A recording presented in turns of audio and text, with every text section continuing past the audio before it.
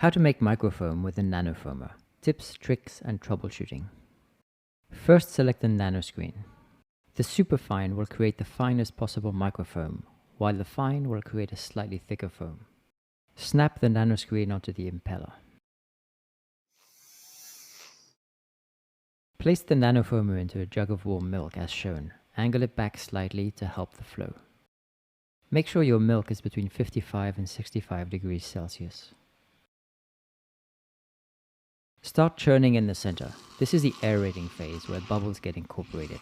A few seconds is all it takes. The longer you hold in the center, the more air is incorporated. Gradually move towards the edge, but try to keep a visible vortex in the center. You will hear a change in sound as air is no longer being incorporated. The bubbles are now getting turned into microfoam. The sound will gradually completely disappear as the microfoam becomes ultra smooth. Your microfoam milk is ready for pouring. Experiment with long and short churns to find the exact foam density you prefer.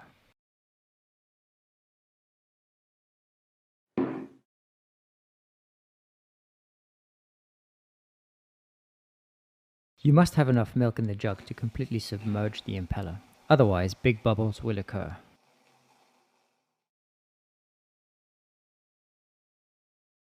Make sure to submerge the impeller deep inside the milk. If you churn near the surface, big bubbles will appear. Work in a smooth continuous process. If you start and stop regularly, you won't get an even flow and risk creating some big bubbles. Avoid going back to the center after the initial stage is completed. The center is where big bubbles are created. If you create big bubbles when you already have microfoam, they'll float to the surface and you might find it challenging to pull them back down. If you find yourself struggling, start with the fine nanoscreen, as it is easier to get consistent results than with the superfine. Also make sure you use fully charged batteries to keep the motor spinning as fast as possible.